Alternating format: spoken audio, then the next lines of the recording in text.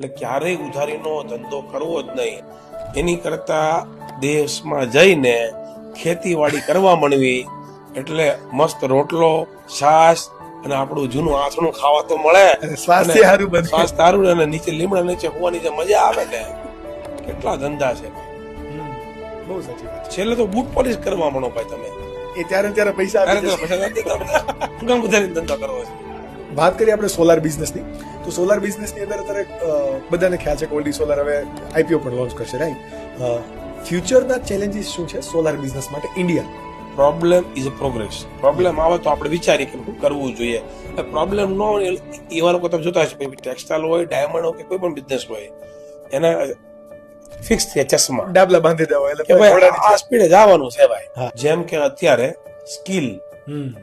તો એ ઇન્ડસ્ટ્રી માટે નુકસાન છે અને ઇન્ડસ્ટ્રી માટે ચેલેન્જ છે.